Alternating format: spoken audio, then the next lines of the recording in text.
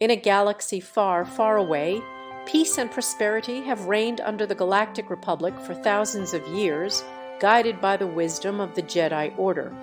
Yet, shadows gather as the mysterious and malevolent Sith, thought to be extinct, plot their return to power. The story begins with the peaceful planet of Naboo, ruled by the young Queen Padmé Amidala, under threat by the greedy Trade Federation, which has blockaded Naboo to protest against the Republic's new trade taxation policies. Unbeknownst to most, the Trade Federation's sinister actions are orchestrated by the Sith Lord Darth Sidious, who seeks to sow chaos and dissent within the Republic.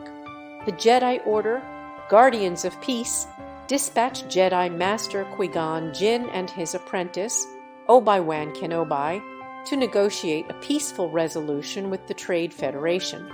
But upon their arrival, they find the situation more treacherous than anticipated.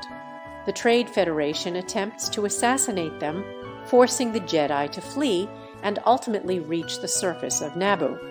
They encounter Jar Jar Binks, a clumsy yet well-meaning Gungan who leads them to the underwater city of Otoh Gunga, where the Gungan leader, Boss Nass, initially resists aiding the humans but relents, allowing Jar Jar to guide them to Naboo's capital, Theed, to warn Queen Amidala. Once they reach Theed, Qui-Gon and Obi-Wan rescue Amidala and her court, advising her to leave Naboo to plead for assistance directly from the Republic Senate on Coruscant. However, their journey is cut short when they are forced to land on the desert planet Tatooine to repair their starship. On Tatooine, Qui-Gon encounters a young slave boy named Anakin Skywalker, who possesses a remarkable sensitivity to the Force. Anakin, along with his mother, SHMI, lives a life of servitude under a cruel master. Qui-Gon senses that Anakin may be the prophesied chosen one, destined to bring balance to the Force and vanquish the Sith. In a daring wager, Qui-Gon secures Anakin's freedom, and with the boy's exceptional piloting skills, they win the parts needed to repair the ship. Saying a heart-wrenching farewell to his mother, Anakin leaves Tatooine, excited for a new life among the stars. Upon arrival on Coruscant, Amidala's plea to the Senate is met with bureaucratic delays and skepticism. The Senate, mired in corruption and influenced by powerful political figures like Senator Palpatine of Naboo, fails to act decisively.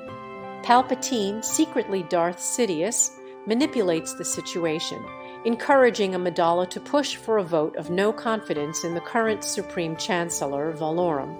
Palpatine's influence grows, and Amidala realizes she must take matters into her own hands. She decides to return to Naboo and reclaim her world. Meanwhile, the Jedi Council, led by Masters Yoda and Mace Windu, are cautious about training Anakin due to the fear and anger they sense within him. They are deeply concerned by Qui-Gon's report of a Sith presence, fearing the ancient enemy's return. Back on Naboo, Amidala forges an alliance with the Gungans, enlisting their army to help defend her people. The final battle is waged on two fronts. The Gungan army battles the droid forces of the Trade Federation, while Amidala and her team infiltrate Theed to capture the Viceroy. Meanwhile, in the heart of Theed's palace, Qui-Gon and Obi-Wan confront Darth Maul, Sidious's deadly apprentice. With his double-bladed lightsaber and swift, aggressive combat style, Maul proves a formidable opponent. In a tragic moment, Maul mortally wounds Qui-Gon, leaving Obi-Wan to avenge his master's death. Driven by a deep sense of loss and rage, Obi-Wan manages to defeat Maul, slicing him in half. With the defeat of the Trade Federation and the liberation of Naboo, the planet celebrates. Qui-Gon's dying wish is for Obi-Wan to train Anakin, sensing the boy's potential despite the Council's concerns.